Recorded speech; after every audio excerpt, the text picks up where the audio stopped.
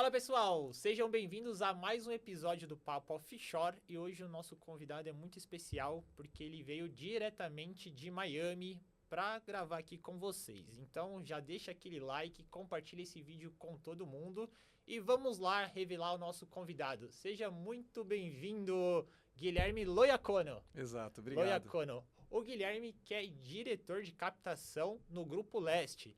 Gui, bem-vindo. Primeiro eu quero agradecer, sei que sua agenda é bem agitada aí, é difícil conversar com o homem, viu? Então seja bem-vindo ao podcast e se apresente, por favor, para a galera que está acompanhando aqui a gente. Obrigado, o maior prazer estar aqui, obrigado pelo convite, Henrique. Meu nome é Guilherme Loiacono, eu sou diretor, como você falou, de captação do Grupo Leste. A Leste é uma gestora de alternativos, com foco principalmente no mercado americano, de imobiliário e de private equity. E eu cuido dos todos os clientes brasileiros que investem com a gente lá fora. Então, eu moro lá em Miami, como você falou, mas estou sempre aqui com reuniões e um prazer participar aqui do podcast com você. Legal, a gente vai falar um pouco dessa dinâmica aí para você compartilhar um pouco, pessoal, como que é essa experiência. E não é porque ele tá aqui não, quem já assistiu os meus vídeos no YouTube, eu já comentei de vocês lá da Asset e é um dos escritórios que eu mais gostei de conhecer lá em Miami. Obrigado. Tem uma baita estrutura. Quem já assistiu os vídeos da semana que a gente estava lá nos Estados Unidos vai lembrar que eu sempre menciono isso de vocês. Parabéns.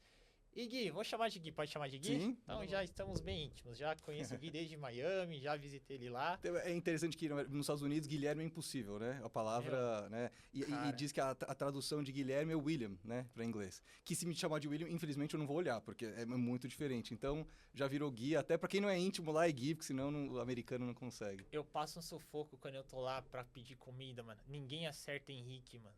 Sai qualquer outra coisa, mas não sai Henrique. Eu tenho que falar João, Pedro, qualquer outro nome. Inventa John, inventa logo outra coisa, que senão... Aconteceu dessa última vez. A menina ficou chamando meu nome, eu tava sentado, ela falou qualquer outra... Falou um alemão lá. Ela falou qualquer outra coisa, não era Henrique. E o meu prato lá, mocota lá esperando. E aí o menino que me atendeu depois apontou pra mim, aí ela falou o nome, e aí eu interpretei que eu falei, certeza que anotou errado. Ninguém acerta Henrique, não sei qual que é a dificuldade deles. Eu passo por isso toda vez que eu vou pros Estados Unidos. Mas Gui, conta um pouquinho, como que você começou no mercado financeiro? Você começou aqui no Brasil, depois foi pra lá, foi planejado? Como foi esse seu primeiro contato com o mercado financeiro? Não, quando você olha para trás, talvez pareça um pouco, mas não foi muito planejado. Eu me formei em economia pela INSPER e é uma faculdade muito focada no mercado financeiro, né? Eu lembro que quando eu entrei lá, hoje acho que é mais difundido, mas dizia que no mercado financeiro os economistas, administradores perdiam as vagas para os engenheiros. Então, meio que a INSPER veio com isso, né? E veio também com um foco muito... o que as faculdades lá fora, né, ofereciam, eles tentaram trazer isso para dentro. Então, é uma faculdade bastante focada nisso. E eu gostava, comecei a gostar cada vez mais. E aí eu fiz um primeiro summer, que, né, de novo, acho que tinha muito na INSPER isso, mas no Brasil não tinha muito, né? Que, na verdade, era o nosso inverno, mas se chama o estágio de verão. E numa gestora... e que fazia só líquidos, um hedge fund, e odiei. Fazia análise fundamentalista, né, aquelas análises de ações no Excel o dia inteiro, odiei, e achei que era isso, era o mercado financeiro. E falei, então não é esse o mercado que eu quero, então eu não quero. Faculdade, todo mundo vai para o mercado financeiro, menos eu, e tudo bem, eu vou ser o outlier aqui. Entrei em vários processos seletivos, de várias empresas enormes, fiz aqueles processos seletivos que demoram meses. Entrei na Rodia, e... foi um processo seletivo de novo, acho que 6 meses, aí, não sei, 10 mil pessoas, 3 passaram, eu fui uma delas. No segundo mês eu falei, não é isso também. O meu gestor quase me matou quando eu pedi demissão, depois de 2 meses, ele falou, a gente fez um processo seletivo enorme aqui, agora o que a gente vai fazer? E aí eu resolvi voltar para o mercado financeiro, e aí comecei a estudar mais. E aí meu primeiro trabalho, assim, foi, mais tempo mesmo, foi na BR Partners. Hoje é um banco grande, né, com ação na bolsa, tudo, mas era na área de IB, de fusões e aquisições. E eu descobri que, então, essa é dentro do banco de investimento, mas não tem nada a ver com investimentos em si, né? Não tem... Então, a gente fazia IPO, fusão e aquisição de empresa, follow-on, emissão de dívida. Então, foi uma super escola. Fiquei lá uns 6, 7 anos, até senior associate, de estagiário, até subindo a carreira. O banco foi crescendo ao mesmo tempo junto, então foi muito bacana ver o desenvolvimento. O presidente, o Ricardo Lacerda, um cara incrível, super inteligente. E aí chegou uma hora que eu tinha feito na faculdade, tinha estudado fora, um tempo, e tinha estudado fora também um tempo quando eu estava na escola, e sempre queria voltar para fora, não sabia como. Fiz um tempão de mercado, né, esse tempão de mercado financeiro, e falei, acho que está na hora talvez de eu ir para uma empresa, pensei. Porque, principalmente em fusão e aquisição, você trabalha ali 6 meses, 1 ano no máximo, e assim que você faz a fusão, acabou o seu trabalho. Mas aí começa todo o trabalho da empresa que foi adquirida ou vendida, né? E eu falei, como é que eu aprendo isso, né? Então, eu fiquei quase 1 ano. Então, não foi fácil essa parte, porque assim, eu queria mudar do país, né? E eu queria mudar de uma maneira legal, num trabalho bacana, né? Com as qualificações do Brasil que eu tinha, que era naquele momento só a faculdade, conhecida aqui, mas muito pouco conhecida fora. Então, isso é uma dificuldade, né? Por mais que você faça uma faculdade GV ou USP aqui, é muito boa no Brasil, mas fora, ou outras várias, né? Fora, as pessoas pouco conhecem. E aí, eu fiz muitas entrevistas. Conversei com muita gente durante 1 ano, na surdina, não comentei com ninguém, com família, nem nada. E aí, acabei passando... Conversei com o pessoal do 3G, né? Eles eram, inclusive, eram muito conhecidos na minha faculdade, porque eles financiaram bastante da construção e tudo. E acho que até hoje, né, fazem sponsorship lá. E eu passei numa vaga para trabalhar no Burger King, que na verdade é o RBI, né, RBI, que é a empresa deles, que tem várias marcas embaixo, em Londres. Passei, fui... Pode. Eu passei, e aí quando eu cheguei, tava para ir vender a operação de Londres. Nossa. Aí foi banho de água fria. E aí, acho que eu nunca nem contei isso direito, mas um cara que tinha gostado muito de mim, o CEO lá, me ligou e falou assim, olha, não temos essa vaga, porque a gente vendeu a operação, agora é a Suíça, sei lá, me explicou, mas a gente tem uma vaga em Singapura, na Ásia. E que eu não sabia onde era no mapa, Singapura. Né? E aí, na ligação, eu falei, eu aceito. E aí, fui procurar o que era, né? Me informar, conversar com gente que estava lá e tudo mais. Aí, deu 2 meses, me mudei para a Ásia. Aí, fiquei lá 3 anos. Aí virei o CFO do Burger King na Ásia. A gente tocava toda a operação e head de desenvolvimento também. Então, abertura de restaurantes, que era o mais importante lá. Desde a Índia até Nova Zelândia, então era uma China, era uma área bem grande. Então, eu tive bastante experiência com empresa lá. Fiquei um tempo em Taiwan, que tinha uma operação lá com deficitária, então eu tinha que rodar também lá. Então, não existe só Estados Unidos, né? Existem muitos lugares legais. Lá fala inglês, então é mais fácil, inclusive, para expatriado morar. Super primeiro mundo, só que é longe, né? E aí, eventualmente, a sede é em Miami, da RBI, dessa empresa. E aí, eles me transferiram para lá, que é muito comum você estar numa sede, né? E, até entrando num assunto talvez mais para frente, mas quando você é transferido de uma empresa americana que tem sede em outros lugares do mundo, é muito mais fácil o seu visto. Seu visto fica atrelado àquela empresa, mas você consegue trabalhar nos Estados Unidos. Então, foi assim que eu cheguei nos Estados Unidos, a priori. Cheguei lá, gostei, mas, de novo, me deu uma coisa interna que eu falei, acho que eu quero fazer outra coisa. E aí, faltava talvez uma certificação americana, eu achei para mim. Aí eu fui fazer MBA em Northwestern, na Kellogg, ali perto de Chicago, porque eu achei que faltava isso, talvez americano gosta muito desses carimbos, né? Não adianta eu falar que eu sou bom ou que eu faço. Se alguém fala aquela coisa, acho que né, vale muito mais. Então, eu fui fazer uma super faculdade boa, um MBA de 2 anos. E aí eu falei, vou voltar para o mercado financeiro. Nova York é uma cidade enorme para isso, Chicago, né? Tem várias cidades boas. Mas Miami também estava mudando e estava crescendo muito mais. E aí eu conheci o pessoal da Leste, entre algumas, de novo, várias entrevistas, conheci o pessoal da Leste, conheci o Emanuel, que tinha feito uma carreira brilhante no BTG até fundar a Leste. E aí fui conversar com eles, ele e o Stefan Sabri, que tocam lá hoje o escritório. E eu achei que tinha um Ed muito bacana, que são brasileiros, mas estão todos lá. Grande parte do time de gestão é americano também, não só brasileiros que trabalham com a gente, mas acho que tinha um fit cultural. Comecei fazendo lá trabalhos a gente lança muitas estratégias novas na Leste, como gestora, e eu fazia diligência nesses gestores, para saber se eles realmente... se valeria a pena lançar essa estratégia nova.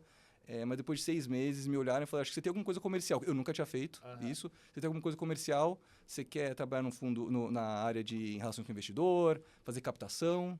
E aí, há 4, 5 anos eu estou fazendo isso lá, responsável pelos clientes, de novo, brasileiros que investem com a gente lá fora. Legal. Cara, a gente tem 1 milhão de perguntas que foi surgindo aqui, eu tô na minha caixinha aqui para ir perguntando. Manda lá. Bastante legal. Eu vou voltar um pouquinho lá no começo, porque você citou um negócio que, na época, para mercado financeiro, tinha muita questão de eles dar prioridade ali para engenheiro. E sabe que até hoje, quando a gente pega cursos voltados para a parte de graduação, mercado financeiro, eles acabam ainda dando muita prioridade para quem é engenheiro e eles preferem puxar. Tem, tem uma pesquisa, eu não vou lembrar agora a empresa que fez, mas eles pontuaram ali quais seriam as habilidades para o futuro. Esses são, tipo, top 10 skills que vão estar em demanda, então, para vocês programar, tipo, 2035, 2040. E um desses skills que eles colocaram era justamente a parte de capacidade de raciocínio. Uhum. E aí acho que entra muito nisso que o engenheiro, vocês estudam cálculo o tempo todo. Para a pessoa se formar em engenharia, você tem que quebrar muito a cabeça e hoje em dia a gente vê muito que essa geração, eles não querem quebrar tanto a cabeça assim, vamos dizer, né? Então, eles não... Hoje, quando a gente conversa com o pessoal que faz recrutamento, contrata ou tá na ponta ali para contratar ali para a instituição, a gente acaba ouvindo muito isso de, cara, Henrique, cara, tá muito difícil entrevistar candidato. Hoje, as pessoas, tecnicamente, parece que elas não estão buscando conhecimento, elas não sabem o básico ali que a gente procura muitas vezes e acabam dando prioridade para pessoas que têm essas formações mais técnicas, porque sabe que se a pessoa, por exemplo, nem que ela talvez não chegou a completar a engenharia, mas se ela fez ali, tipo, 2, 3 anos, ela teve que quebrar muito a cabeça ali para poder ir passando ali os semestres. E para mercado financeiro, você quebra muita cabeça, né? Principalmente Sim. números, dados. E aí, ainda até hoje, ainda tem isso para graduação, ainda é comum. Para mercado financeiro, a gente ainda vê muito movimento de engenheiro fazendo essa transição. Porque quando a gente puxa hoje o ensino, pega o ensino tradicional ainda das grandes escolas, ainda é muito aquele ensino, segue toda a estrutura ali, que tem que seguir, que é obrigatório do MEC, e muitas vezes a grade acadêmica acaba sendo mais o conteúdo teórico que não condiz com a realidade. Sim. E geralmente acaba sendo aquelas aulas de decoração, decora o material, entrega, e aí o aluno acaba não desenvolvendo esse lado de forçar o cérebro ali a pensar. Ainda é comum ainda esse tipo de coisa hoje. É bastante. Eu acho que era um pouco a ideia da faculdade, né? Quebrar isso, quebrar esse paradigma. Essa parte financeira, eu acho que se você aprende muito bem e tem uma base muito boa, você acaba aprendendo tudo né, estudando, assim, quando você começa numa instituição grande, por exemplo, tem muitos cursos que eles dão, muitos treinamentos, né? Eu lembro da BR Partners, eles faziam treinamentos com a gente de final de semana, às vezes durante a semana, saíam todos os analistas, ficavam trancados numa sala, que é muito comum, um training in the streets, mas que tem em Nova York. E lá um pouco mais ainda, porque eles contratam às vezes até psicólogos para trabalhar no mercado financeiro, que é uma coisa doida, mas se a pessoa é inteligente, ele vai aprender, né? Aqui a gente tem um pouco uma base maior, né? E eu sempre fui muito mais de números e muito menos de, talvez, dessa área comercial e de marketing, né? Então, e é engraçado como às vezes as coisas acontecem sem a gente muito saber. Então, assim, acho que talvez toda essa parte que eu consegui aprender em investment banking, de entender realmente o investimento, porque na hora que você está vendendo para alguém, precisa entender o que você está falando, né? Porque a pessoa pega. Se a pessoa for esperar, ela pega do outro lado se você está, né, só querendo empurrar alguma coisa.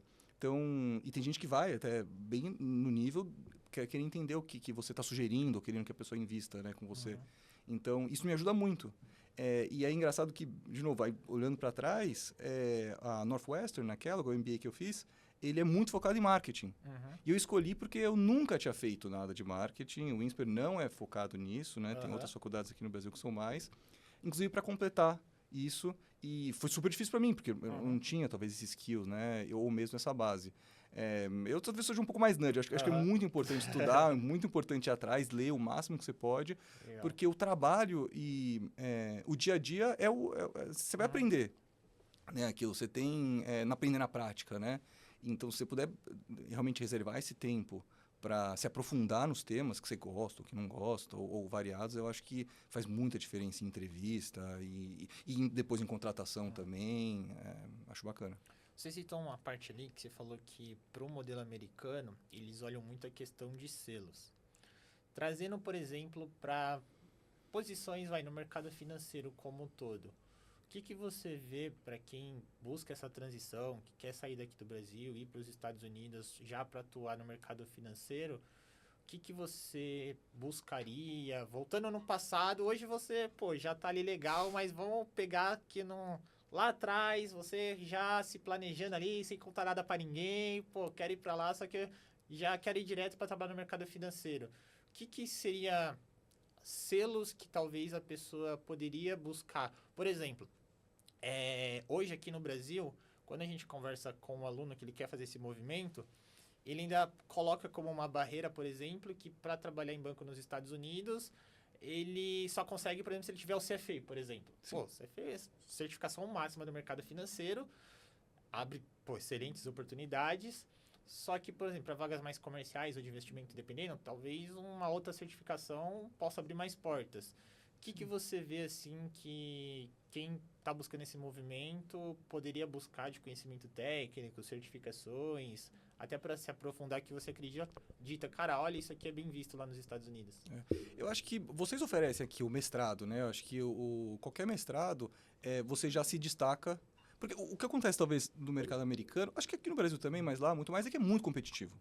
Então, acho que não é por mal, às vezes, que a pessoa nem abre seu currículo ou coloca na frente de outros, porque ele está recebendo, talvez, muitos, né, ao mesmo tempo. E precisa de alguma filtragem, né? Não quer dizer que necessariamente aquela pessoa é melhor porque ela fez aquele curso. Mas acho que sim, assim, qualquer curso, qualquer stamp desse internacional, né, o CFA, até para talvez alguns cargos, quem está no começo, né, como que você prova que você fala inglês? Tem que fazer o TOEFL, eu já fiz mais de uma vez essas provas. Então, qualquer certificação que te ajude a falar bem inglês, ou que você entende no mercado financeiro. Tem muitos cursos em faculdades bacanas, como Harvard, fazem online. Então, assim, você não tem a possibilidade de estar lá ainda, mas você pode fazer um curso. O MBA você não consegue, o mestrado, né? Mas você consegue fazer curso de 1 mês, 2, 6 meses online, com aulas lá, que aí, inclusive, você está colocando não só o inglês, mas a aula em inglês. Então, você já está num nível muito mais avançado, ou teria que se provar, né? Um nível muito mais avançado no inglês, que não é uma professora de inglês, né? Falando, é um cara nativo ensinando uma outra matéria para você. Então, e tem muito curso, tem muita coisa grátis, né, também, mas esses que você pode fazer e colocar uma grande faculdade com um nome assim, e não são tão difíceis de entrar, porque como são cursos, às vezes, eles não pedem, às vezes, alguma certificação muito grande, sabe? Então, isso ajuda.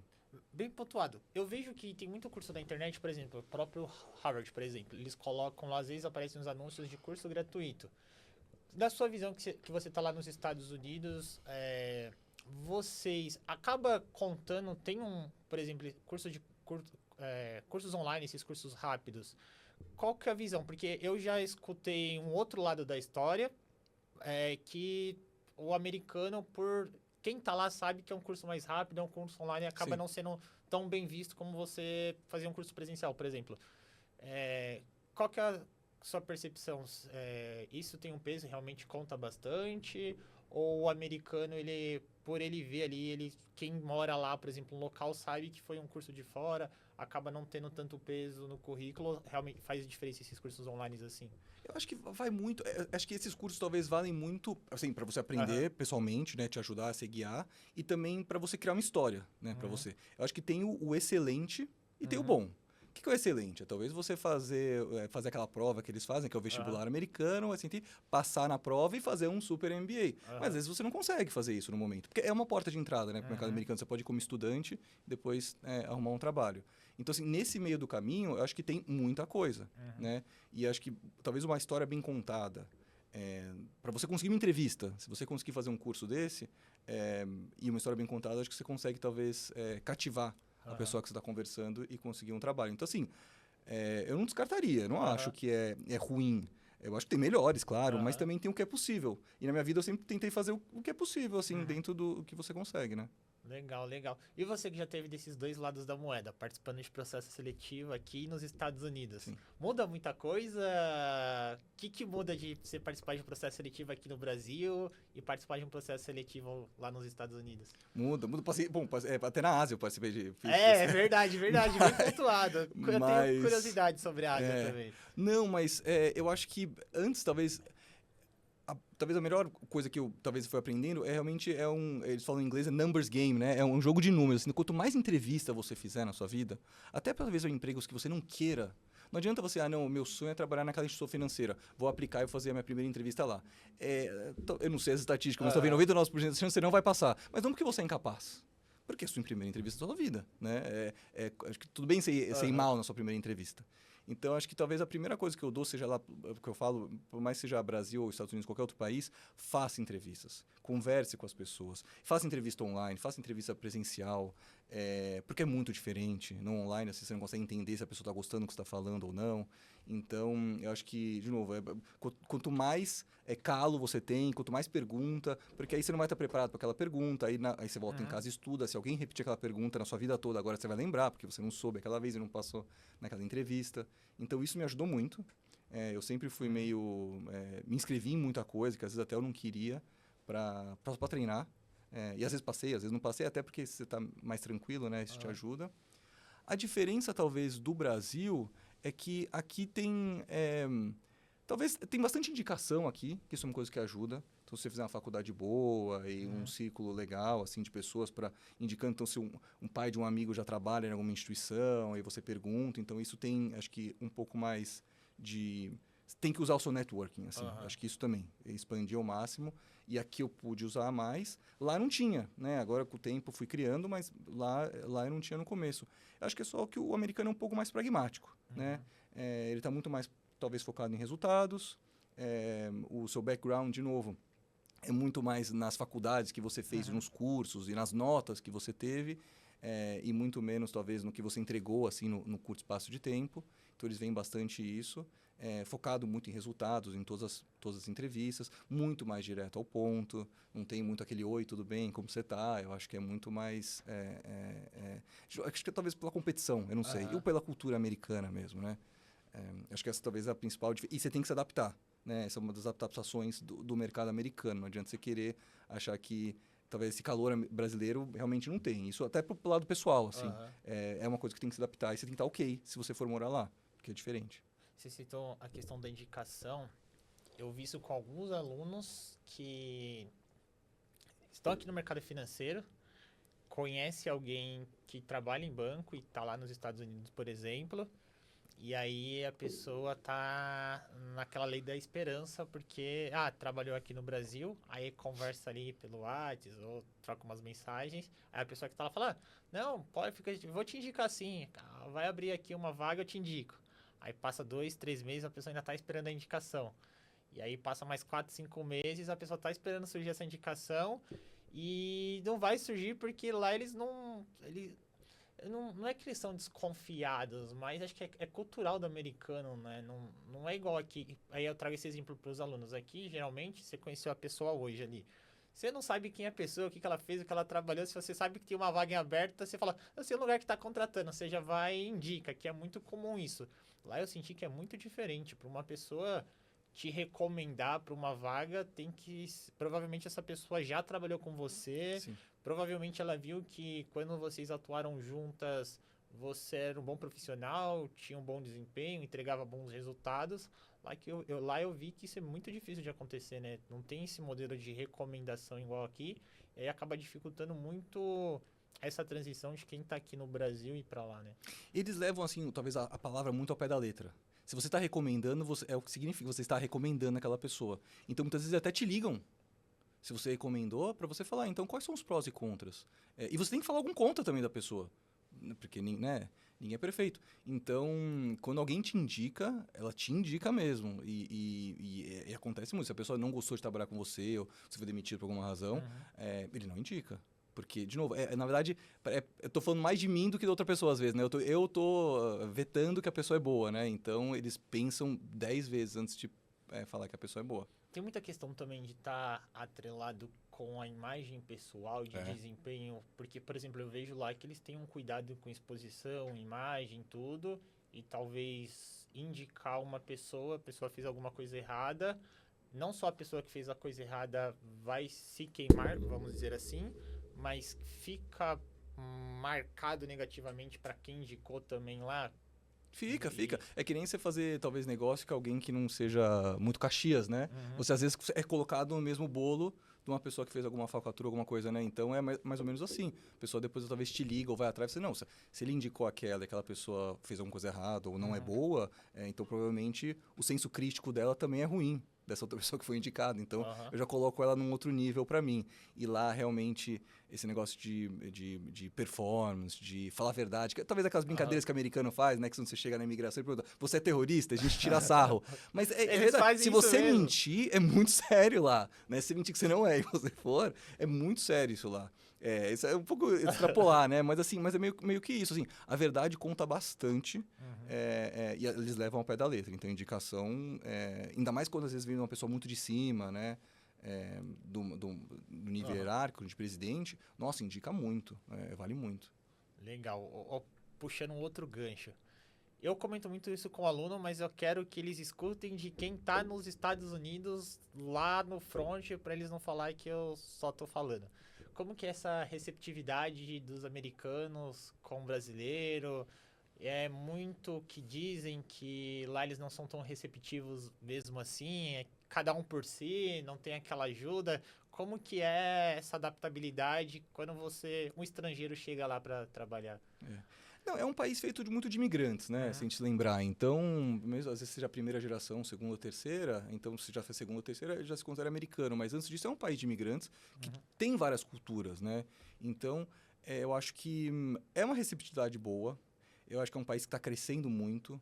É um país que estamos vivendo lá, talvez, um pleno emprego quase, né? Com uma taxa de 4%. Então, eles são carentes de mão de obra, né? Não só de pessoas que estão nascendo, né? E ingressando no mercado de trabalho, mas de imigração. Então, acho que eles veem essa importância. Mas ao mesmo tempo, talvez seja essa dualidade, é uma cultura individualista, né? Que talvez todo mundo acredite que se o indivíduo está melhor, a sociedade como ele está melhor ou mais rico, a sociedade toda cresce junto e menos um pouco comunidade, né?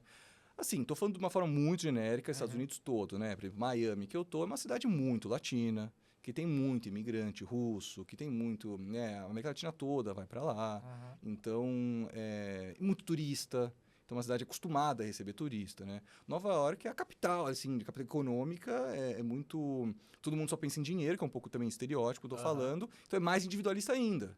Porque aí você tem que entrar naquele metrô apertado, chovendo, nevando, para chegar no escritório. Então, assim, já começa o dia meio ruim, assim, né? Então, acho que isso, você vê uma praia, você vê um metrô lotado, já faz uma diferença ali no como a pessoa age no seu dia a dia, né? E aí tem um pouco menos e mais, eu acho, por estado e por cidade. Mas acho que isso, em geral, todos eu posso dizer, que eu acho que eles são bem individualistas. E não estão muito preocupados, assim, acho que você tem que merecer, né? Acho que é muito isso da cultura americana. Você tem que fazer por si, você tem que merecer e você tem que ir atrás. Uma vez indo atrás, eu acho que o mercado todo te ajuda, não propositalmente, mas te ajuda a chegar lá, porque você está indo atrás, está colocando a cara a tapa, está trabalhando. Desconheço uma pessoa que hoje, por exemplo, queira procurar um emprego lá com visto, tudo certinho, e não encontre, porque tem muito. Então, é só você realmente arregaçar. E isso é bem visto lá. É muito menos quem você foi, quem foi seu pai, seu avô, onde trabalhou. E é muito mais você.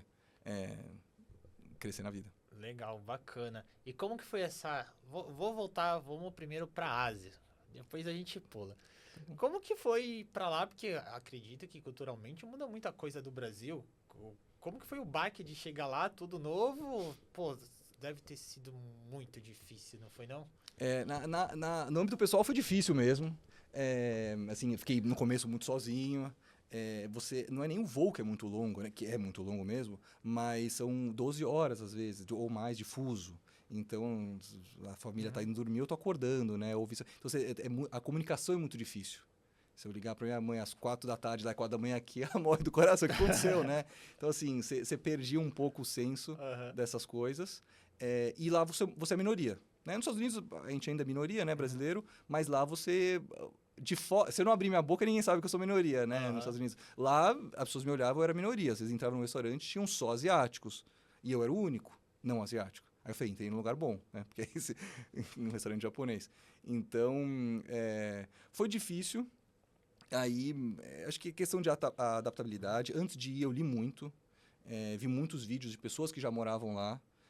Aí conheci uma comunidade brasileira também, na empresa tinha 1 ou 2 também para ajudar. E é uma cidade que tem muito expatriado, isso é importante falar também. Então, acho que 30%, 40% da população é expatriada. Então, tem muita gente na mesma que você, né? Que está lá por pouco espaço de tempo. E aí, de novo, acho que buscando informação é a coisa que mais ajuda. Eu vi que as pessoas que ficam lá, normalmente ficam de 2 a 3 anos. aí realmente se mudam, que foi o meu caso, ou encontram alguém, uma esposa ou um marido, e aí fica por causa da vida, aí virou asiático ali. E o meu caso foi o segundo, foi o primeiro. Chegou ali um momento que não dava mais para mim também, até no âmbito pessoal, que aí eu comecei a conversar na empresa que tinha de diferente para eu fazer, talvez em outro escritório, porque realmente eu estava longe das pessoas, meus amigos, né? Você faz novos amigos lá, mas, de novo, a cultura é diferente, eles são talvez até mais frios que os americanos, são mais introvertidos ainda, uma cultura mais silenciosa. Então, a comida é muito diferente. Médicos, então, imagina explicar o que eu estou sentindo em outra língua, se alguma dor. Assim, é muito, muito difícil. Então, e tudo, assim, né? O dia a dia, o advogado, tudo que você precisa para o seu dia a dia, cinema, essas coisas, né? É muito diferente. Que durante o espaço de tempo é muito legal para você aprender a abrir a cabeça. Viajei muito por lá, então isso é muito legal também. Mas isso aí chega uma hora que eu quis voltar para alguma coisa mais parecida com o que a gente está acostumado. E o que você mais gostou de lá, o que mais chamou a atenção, assim, de diferente, que você... Algo que talvez você não tinha visto parecido aqui no Brasil, que você falou, caramba, que diferente, assim. Olha, lá assim, a gente brinca mais no Brasil, ou até mais com os Estados Unidos. Lá é primeiro mundo mesmo, eu brinco, né? Não é só os Estados Unidos. Lá é primeiro mundo do tipo, não tem lixo na rua. Assim, não tem, é super limpo. As pessoas são muito respeitosas mesmo com você. Então, eu fui uma vez para Tóquio, por exemplo, e é mais cheio que Nova York, né? E as pessoas não se esbarram. Né? É um nível, assim, de... Até eu entendo porque eles não gostam da gente, porque a gente se esbarra mesmo, não respeita a fila.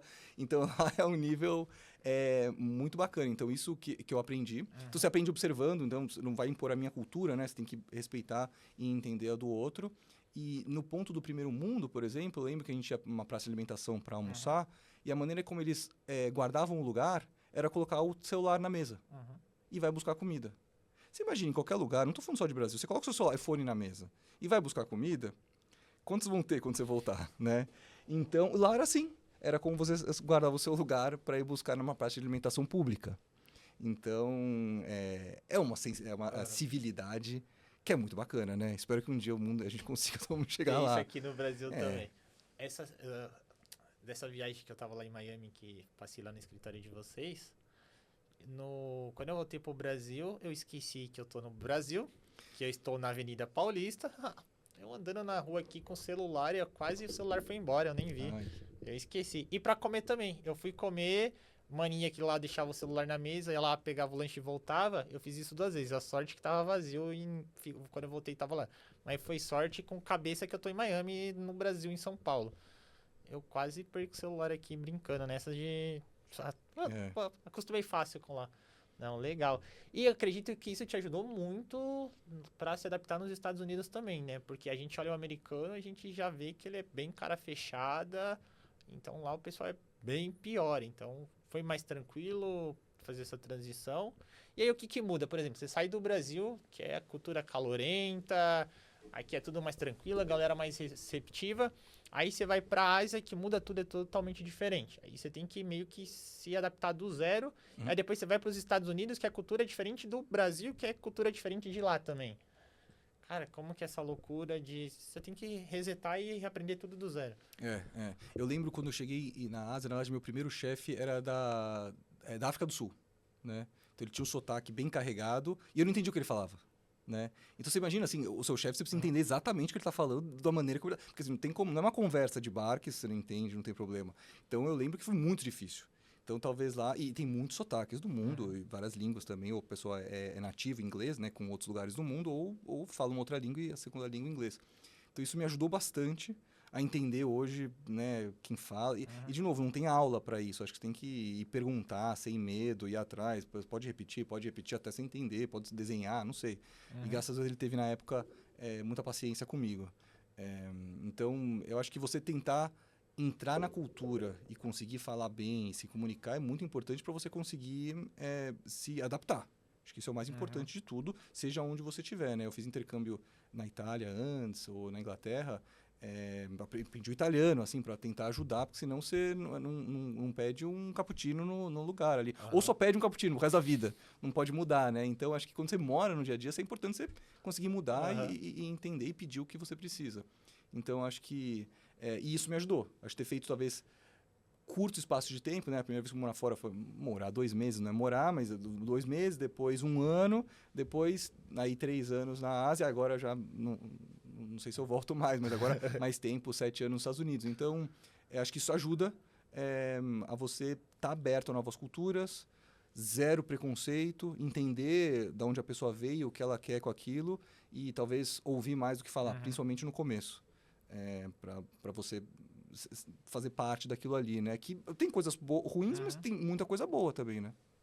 Quando eu já fui pra fora também, estudei uma época lá no Canadá, e eu falo que eu passei mais a valorizar o Brasil depois que eu fui pra fora do que quando eu tava aqui.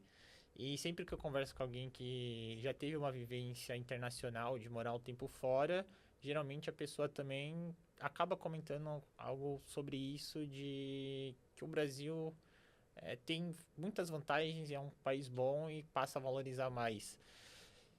Você teve essa percepção também? Questão de Brasil? O que você vê assim que... Pô, tem muita gente que fala que o Brasil é um país muito bom, tem uns fatores ali que acabam atrapalhando. Como que você vê essa percepção do Brasil lá fora, para esses outros países, até mesmo na Ásia, dos Estados Unidos? Como que você vê a visão deles do Brasil como um todo? A gente é bem visto? Como que você vê essa questão? Sim. Eu acho que assim, primeiro do meu lado, você sempre sente um pouco de saudade, Aham. né? Dos Estados Unidos, do Brasil, desculpa. Eu acho que talvez a gente acaba sendo um pouco mais mimado, talvez, no sentido bom da palavra, em Miami, que às vezes tem muito brasileiro e tem muito restaurante brasileiro, Aham. tem muito supermercado brasileiro. Então, talvez a parte da comida você não sente muita falta. Hoje com a internet você acessa Aham. tudo. Então, assim, você consegue talvez ajudar nisso, que talvez na Ásia ou antes você não tinha. E você talvez sinta essa saudade e fala, putz, que não dei valor, né, para sua cidade natal e começa a dar valor. Mas para as pessoas de fora, eu percebi que, infelizmente, a Ásia é muito estereótipo. Da mesma forma que às vezes a gente veja eles com estereótipo, eles veem a gente também com uma certa distância, né? É muito assunto de futebol, às vezes. Não tem um assunto, talvez, muito mais profundo, econômico, ou político, ou cultural, assim. Bom, futebol é cultura, mas muito da cultura ou da música, assim, né? E normalmente abre um sorriso quando a gente fala brasileiro, porque a gente é um país, assim, meio que tá no Festivo meio ali. festivo, no meio de tudo, não tá nem numa guerra nem na outra, então a gente é bem-vindo por todos, né? Aham. E aí, ó, a sensação do futebol, e todo mundo adora ver, menos americano que não entende futebol, né? Mas o resto gosta e assiste, e é engraçado, às vezes uns países que eu fui visitar, ilhas pequenas, que eu nem imaginava, torciam pro Brasil na Copa do Mundo. Tinha uma camiseta do Brasil. É uma coisa assim que você não imagina, né? Que chega lá, falando dos nomes dos jogadores. Eu sou zero do futebol, então eu não sei, não sabia os nomes dos jogadores para falar, mas tinha que aprender ali. Então, eu acho que nessa parte do mundo, sim. Eu acho que talvez a Europa e os Estados Unidos olham com bons olhos, assim, no sentido de dar oportunidade, de achar que é um povo mesmo aberto, hospitaleiro e tudo mais. Mas no quesito, talvez, econômico mundial, nossa representatividade, infelizmente, é muito pequena. Talvez daqui de dentro a gente olha para fora e fala, nossa, a gente é gigante. Mas para o mundo, acho que a gente podia entregar mais, assim. Acho que ainda a gente dá muito pouco para exportações e de talentos, ou também ou importações também, pessoas de fora que queiram morar aqui para trabalhar, para crescer. Então a gente não é muito visto como esse tipo de país, que é uma pena, que eu acho que seria bacana. Legal, legal, muito bom. E a gente estava comentando até ali nos bastidores, e aí eu comentei um pouquinho que a gente tem alguns alunos que amam essa parte mais técnica, a parte de alocação de ativos, ficar montando carteira. E a galera tem muita curiosidade sobre o mercado de gestoras lá fora.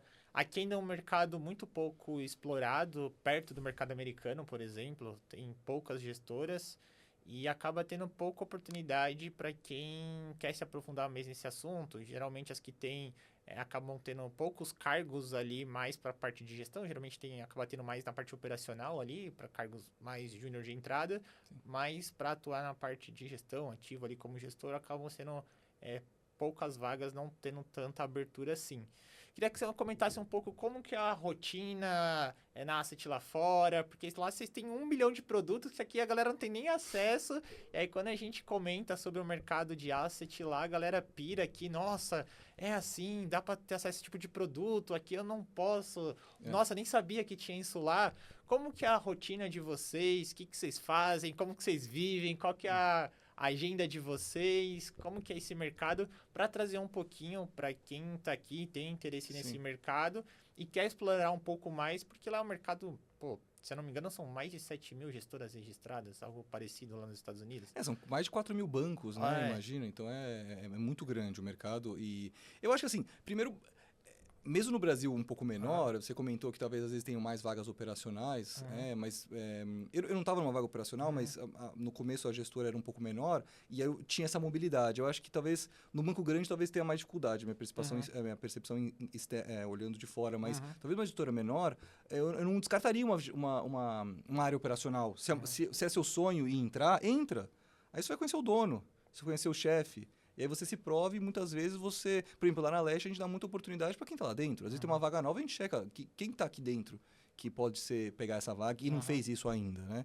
É uma pessoa boa. Porque é muito difícil você contratar na entrevista. Ela é 1 ou 2 horas, por mais que várias pessoas entrevistem e background e tudo mais. Às vezes pode contratar errado. É muito caro para a empresa isso. Então, tá dentro, acho que é a primeira, seja lá a vaga, pelo menos eu sempre fiz isso, né? Tá dentro e aí depois a gente descobre ali o que a gente consegue fazer e crescer junto. Então, essa é a primeira coisa, até porque o mercado é menor. Então, você não pode se dar o luxo. Lá, realmente, a gente está num mercado ilíquido lá, porque né, tem as ações, né, mercados líquidos, tem os bonds, né, os títulos do governo ou de empresas privadas, né, crédito, e a gente está no mercado realmente privado. Então, antes das empresas fazerem emissões e tudo mais, que é um mercado menor aqui, infelizmente diminuiu mais ainda, mas são mercados gigantes. Né? Tem pessoas que me perguntam, às vezes, a gente faz muito investimento, por exemplo, imobiliário, construção, na Flórida. Eu pergunto, mas você faz só Flórida? O PIB da Flórida é bem próximo ao PIB do Brasil. Né? Então, assim, você fala assim, sim, eu só faço Flórida. Porque, assim, né? E lá... por isso que, assim, eu não começaria já me especializando muito, mas lá é muito o mercado do cada macaco no seu galho. Né? A gente tinha um parceiro que fazia também desenvolvimento, né? Gestão de ativo em imobiliário lá no Texas, e ele fazia muito bem. 20, 30 anos, o cara é milionário, com avião, assim. A gente falou pra ele, olha, a gente tá com os ativos na Flórida, você pode vir operar pra gente? Ele falou, você tá doido? Eu faço há 30 anos isso aqui no Texas, eu conheço todo mundo aqui, eu faço muito bem aqui, como é que eu vou fazer em outro estado? Né? E ele já era muito rico ali, então tem muitos é muito grande, então aqui é comum, por exemplo, uma construtora, né, um mercado imobiliário, fazer às vezes a mesma, fazer residencial, hospital, infraestrutura, lá não. Se você faz residencial, você vai fazer só residencial e numa região específica. E você vira o expert naquilo, né? E é mais ou menos, talvez eu dê um exemplo, mas é mais ou menos isso que acontece no mercado financeiro. Ele é tão grande, se você vai analisar crédito, que tipo de crédito você vai analisar? Títulos municipais, federais, estaduais? Qual é melhor, qual é pior? É privado? Que tipo de indústria privada? Né? De infraestrutura, de varejo. Não tem um cara que faz tudo. Né? É muito específico e muitas vezes o cara começa desde pequenininho fazendo, desde que ele sai da faculdade fazendo isso e é aquela carreira que ele vai seguir até o final e ele vira um super especialista naquilo. Então, é um mercado de especialistas, tanto de assuntos quanto de geografia. Isso bem diferente. E a pessoa consegue fazer dinheiro e crescer naquilo, porque, de novo, tem um mercado profundo, tem dinheiro ali. Cara, o mercado imobiliário lá é gigantesco. Eu lembro que nessa última viagem eu fazia as visitas, depois aproveitava que estava na rua para ficar gravando os videozinhos da escola, tal, gravava os conteúdos lá, às vezes abria umas lives lá da rua. Todo local que eu tava tinha algum andaime, alguma construção. A cidade inteira parece que não para. E eu não vi nenhum prédio antigo assim, parece que o prédio que tem data de validade lá. O prédio começou a ficar velho, vamos derrubar e subir um novo do zero, assim, é a sensação que eu tive. Acho que setembro a gente foi visitar um banco lá, e quando a gente chegou para visitar, a gente já tinha ido no mesmo banco, se eu não me engano, agosto. Não, agosto não, junho e julho. A gente foi direto, só marcamos, tamo indo aí. Nesse meio tempo que a gente marcou para viagem, eles tinham mudado para uma outra sede, para um outro escritório, porque esses iam derrubar do zero, ia derrubar tudo para montar um prédio novo com uma nova estrutura, porque para eles o prédio já estava ultrapassado. E era um prédio bem bonito. Aí a gente ficou mó cota na recepção esperando, e o pessoal falando, não, a gente tá aqui na recepção, a gente tá aqui também. Nesse meio termo eles tinham ido pro outro, aí Sim. acabamos não se falando, a gente foi direto também, não perguntamos ali, confirmamos o endereço. A gente tava no prédio antigo, era um baita prédio, você olhava assim, você não falava que era um prédio antigo.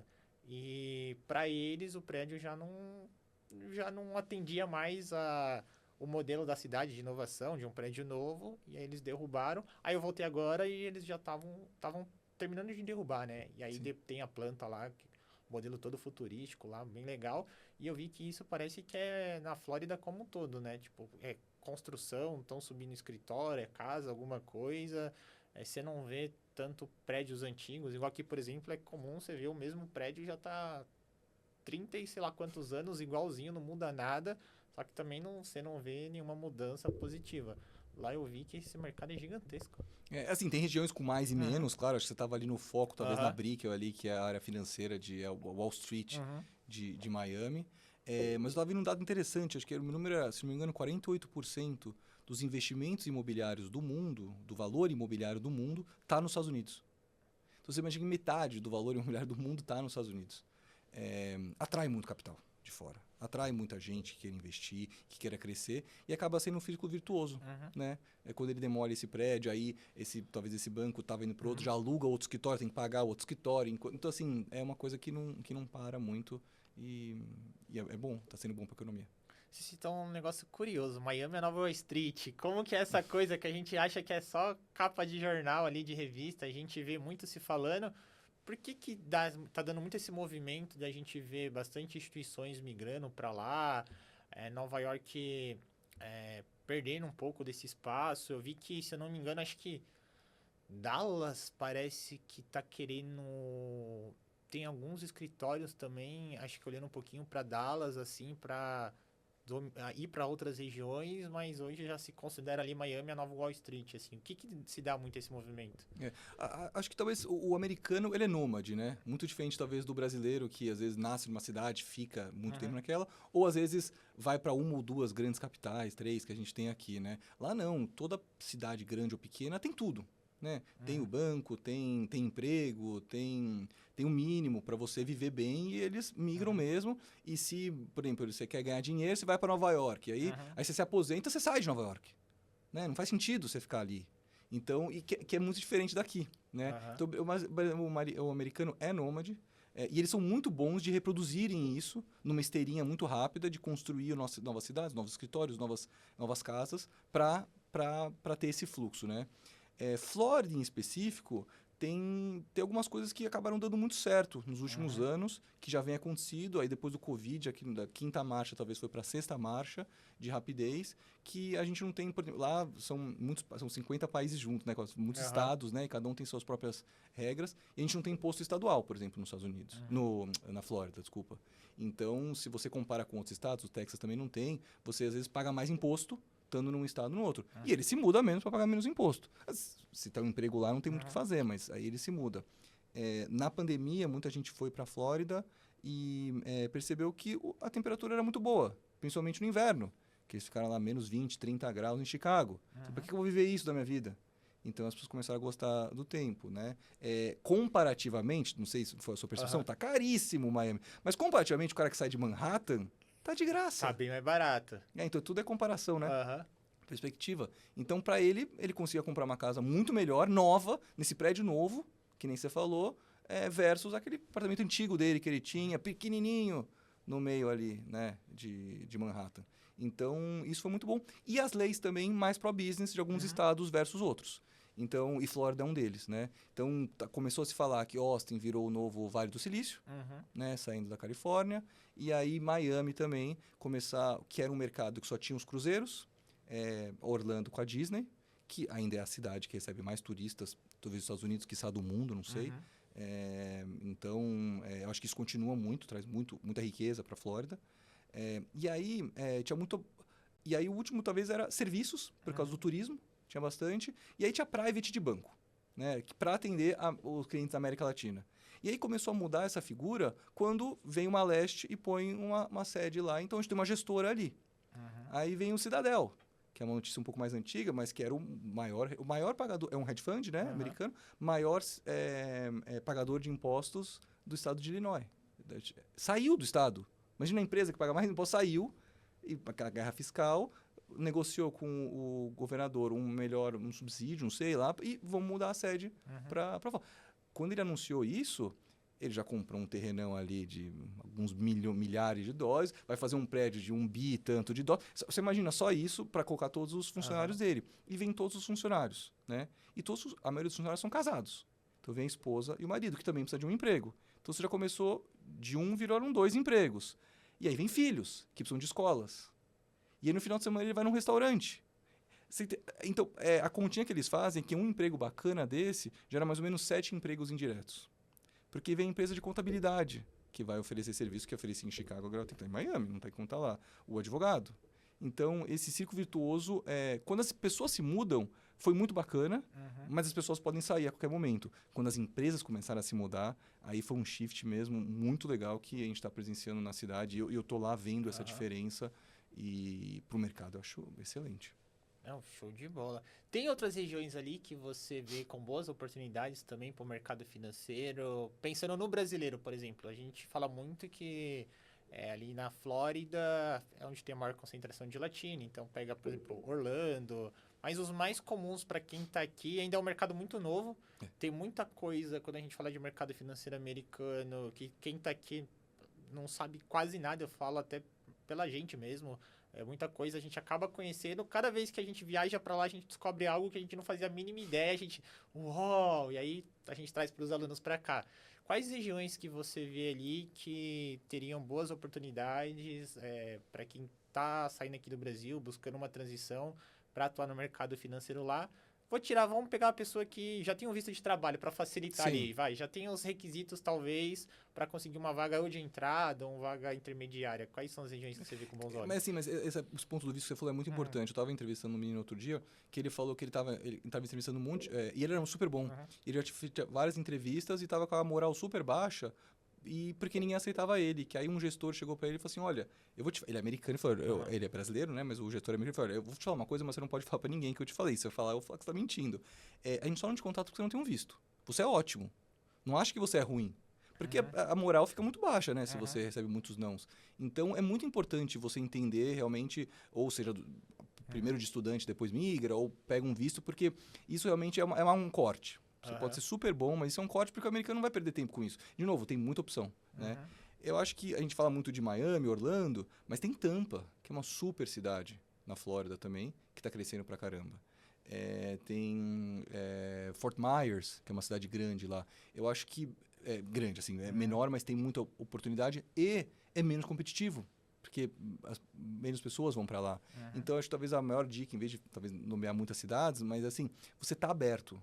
Não se feche numa só oportunidade, ou não se feche só numa cidade, esteja aberto, porque aí foi o que você falou, toda vez que você vai para lá, você descobre alguma coisa que abre sua cabeça, né? E, de novo, se amanhã der errado, ou você não gostar daquela empresa, vai para do lado, vai para outra, entrevista, muda de cidade. Lá é comum essa mobilidade. Então...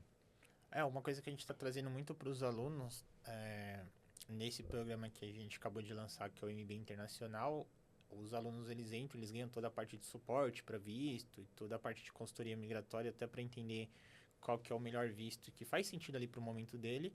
E a gente gosta de deixar muito claro para o aluno, para quem já tiver condição, ele já se autofinanciar, já começar a olhar e buscar se quer mesmo fazer essa transição lá para os Estados Unidos. Então já começa a pesquisar a questão de visto, se você já tiver condição, já dá a entrada ali, porque não é um processo rápido que você dá a entrada no visto hoje, semana que vem você já tem o visto ali na mão e vai para os Estados Unidos morar lá. Tem um certo tempo, até documentação, o governo americano avaliar, tal.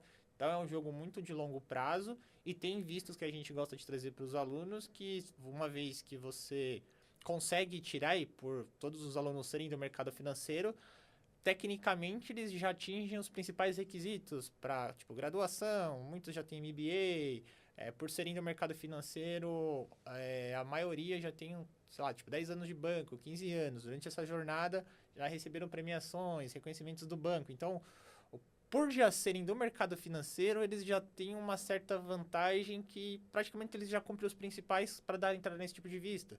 E a gente traz muito para eles. Uma vez que você já tem um visto de trabalho, o céu é um limite lá. Tem 1 milhão de opções de instituições e você trabalha onde você quer. Agora, por que a gente traz isso? Porque às vezes a gente acaba conversando com aquele perfil de aluno que ele quer esperar tudo cair de mão beijada. E ele quer que o banco pague o visto, que o banco invista para ele lá. E ele fala, não fica esperando o banco você querer te pagar, não. Já comece a estudar agora. E a gente traz esse ponto também, dessa autonomia, dessa liberdade. Pô, você vai com visto ali o banco, só que você vai ficar amarrado pelo banco pelo resto da vida.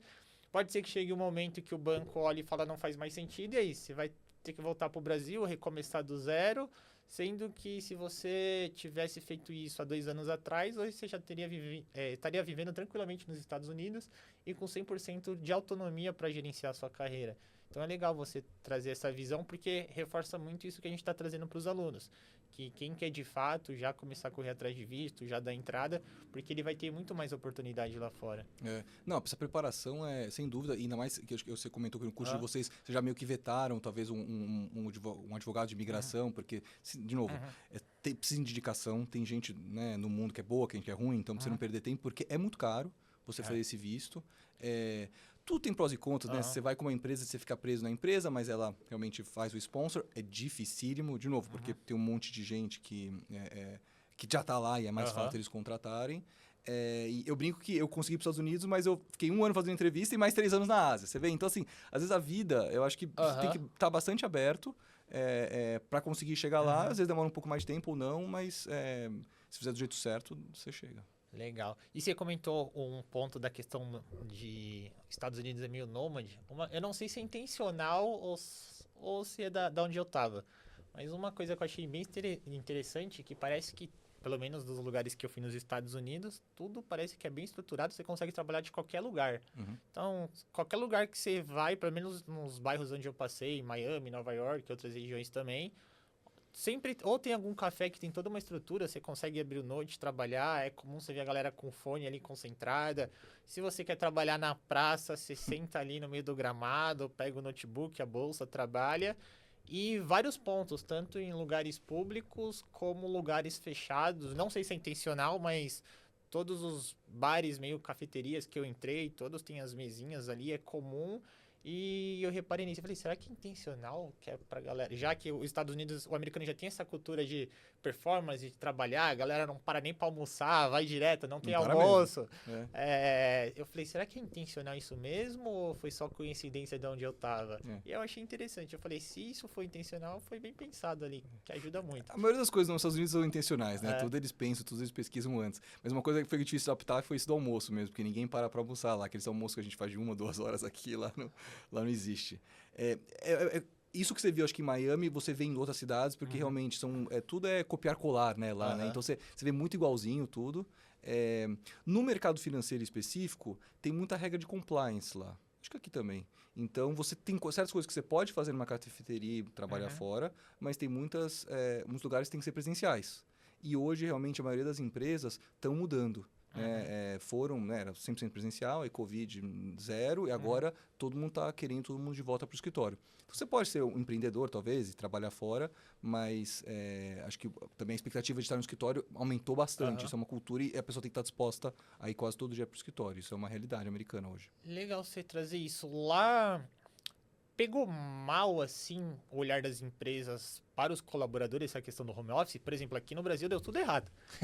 Todo mundo que foi pro modelo de home office, teve até algumas pesquisas aqui mostrando que, em questão de percentual, a quantidade de índice que caiu, de desempenho, e aí aqui praticamente já todo mundo voltou, uns 90%, os que não voltaram foi por questão de espaço, ainda não conseguiram algum outro escritório para realocar todo o time, mas principalmente o mercado financeiro, a maioria já cortou tudo, voltou normal, 5 dias na semana, já não tem mais, home office já não é mais bem visto, a galera que se acostumou esquece, já não tem mais vaga para home office igual antigamente.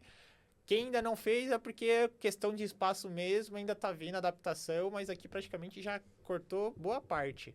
Igualzinho. É? Acho que todo mundo se baseou nessas pesquisas mesmo de Aham. produtividade, da pessoa trabalhando ou não. Então, acho que essa ideia da pessoa trabalhar, às vezes, morar em outra cidade ou morar muito longe do trabalho, isso está voltando. Uhum. A pessoa tem que morar perto do trabalho, não tem como, né? Então, para poder ir todo dia.